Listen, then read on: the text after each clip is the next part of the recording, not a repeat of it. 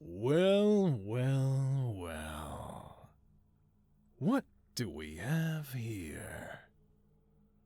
Why, it seems I've caught a little dove. How are you, dove? Oh, that's right. I got smart and gagged you this time. You always had a bad habit of running your mouth during my monologues. But if I can't hear your sweet, sultry voice, maybe I'll just take off this blindfold so I can see those big blue eyes. There they are. Why don't you look at me, dove? Oh, don't shy away. We have fun, don't we?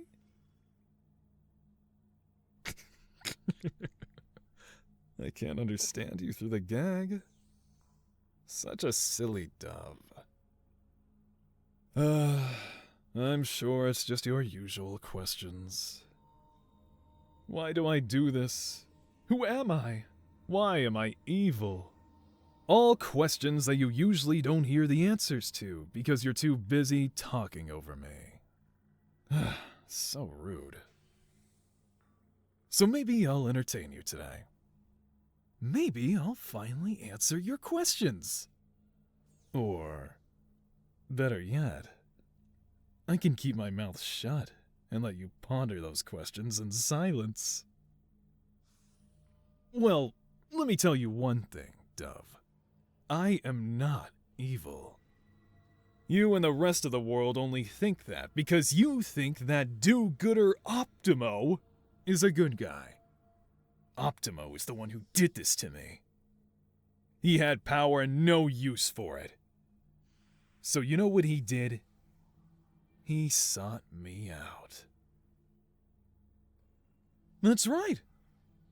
He found me. Someone of equal power so he could take his frustrations out on me. He made me what I am today. And you know what? Maybe I should thank him. Huh. Well, I guess I did answer your questions, didn't I? I do this because it's for the good of the world. Without me, the tables would turn and Optimo would run this world. What? What could you possibly say at this moment?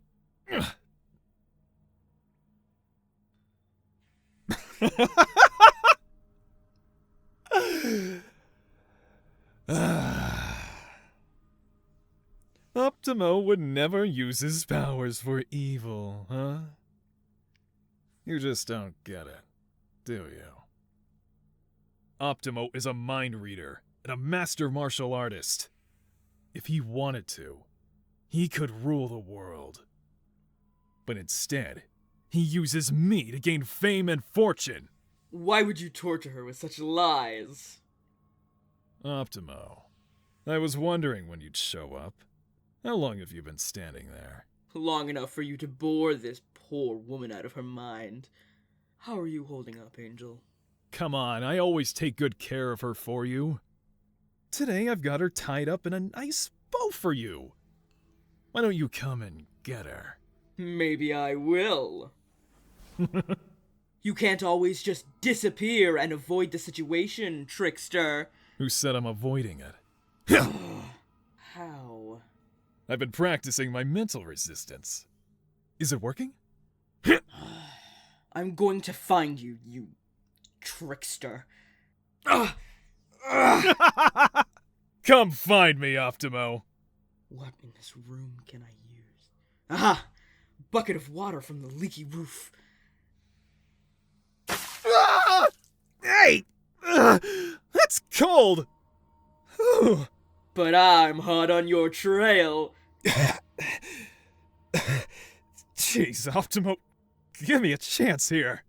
I could do this all day, trickster. Maybe once I beat you to a pulp, I'll finally be able to read your mind and your intentions with that poor girl. Punch me again.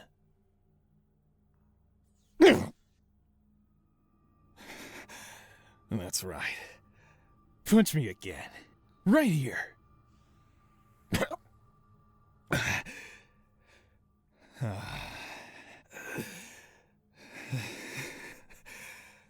You're only proving me right, Optimo. I know you just stood there and let me monologue to that girl. And you know I was telling her the truth.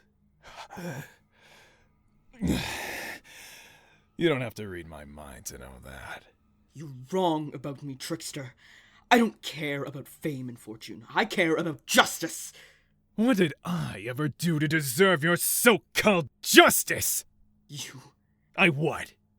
I was born with powers, just like you? Let me guess. This town ain't big enough for the two of us. Sound familiar? That's it, Trickster. I'm tired of going back and forth with you. I'm taking you in for real this time. Optimo, she's not even in the room anymore. What? She went through the back door while you were bashing my face in. And now look at me! Damn it! She's been getting better at that lately. Unless... So what if I make it easy for her to get out? I gotta keep things interesting between us somehow. How could you do that? Do you know how long it's been since I walked her home? You are not getting into her thoughts as long as I have a say. You know, we're not that different. You tie her up and blindfold her to get to know her better. I read her mind. We are not the same, Optimo, and let me tell you why. The world calls you a hero because you would sacrifice her to save it. She calls me a villain because I would burn this world to save her. Wow, you finally shut up for once. Have I struck a nerve? That's fine. We don't have to talk. Read my mind if you want to. No, I don't want to read your mind. I want to go home. You and I both know we're only still here because of her. Maybe it started out as a game between us. Just two people with extraordinary powers that wanted a way to use them. It was fun back then. But since we started working together, since we started working with her, it's become a lot more than just a game. Who says this doesn't have to be a game? How about a bet? What kind of bet? We'll compete for her love. Whoever loses renounces their powers. Forever. Those are some pretty high stakes. You sure you're willing to lose that? I never lose. You never win either. I'll see you at work tomorrow, Steven. And I won't see you through this black eye, Michael. Nobody calls me Michael. Call me Mickey. Ugh, I think I'll leave the weird pet names to you and your angel.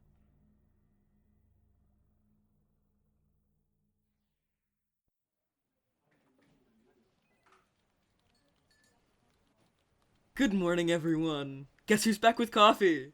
Here you go, Angel. I even grabbed you a rainbow sprinkle donut. Oh, this Bruce? Yeah, I ran into a door last night. You know me. So clumsy, yet so charming.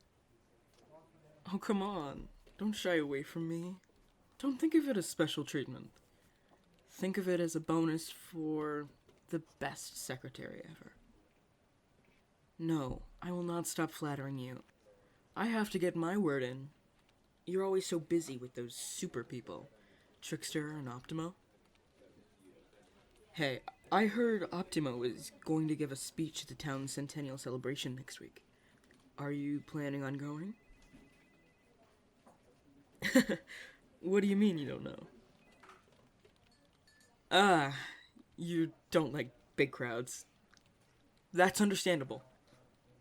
Well, what if I said I could get you a front row spot? I'll get there early and save a place for you. Okay. Just think about it. You have my number. Good morning, everyone. You're late, Steven. By 4 minutes, Michael. What are you going to do about it? You can't fire me. We have equal power in this company. Well, if you're late again, I'm going to have to write you up to upper management. Get that stink out of your ass, would you? You are well aware that type of language is not appropriate for a workplace. And you are well aware that you forgot my coffee. Again. Oops. Here, you can borrow my punch card. I got the first 9 drinks. You can have my 10th free drink. I don't want your charity, Michael. Now take your card and give it to someone who's already kissing your ass. You better lose that attitude or else you won't last another month. Wow, just another empty threat, Michael. Find something new to do. Ugh. He's such a pain sometimes. Oh, my eye? It's fine. It's just... maybe don't touch it. I just ran into a door last night. Oh, Michael did the same thing?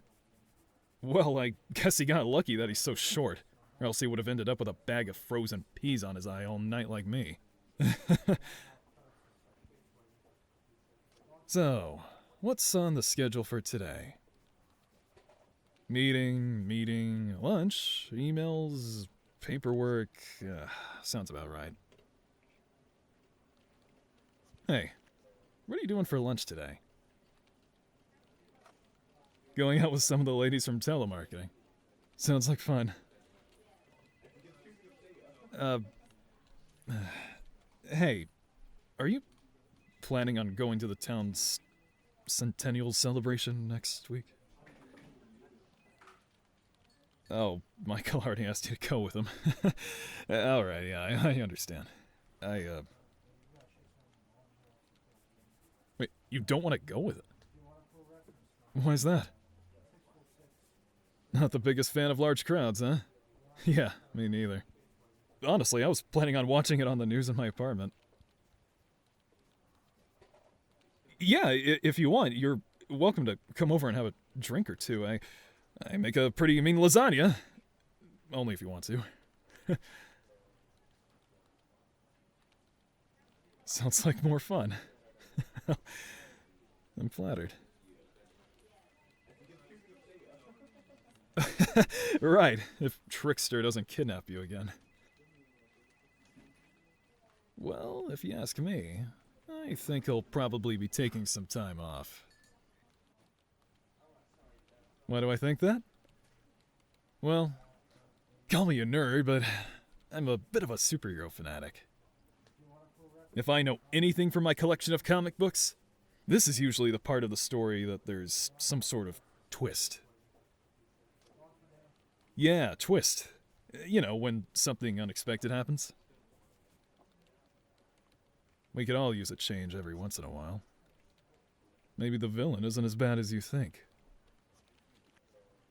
Well, I'll see you around, Dove.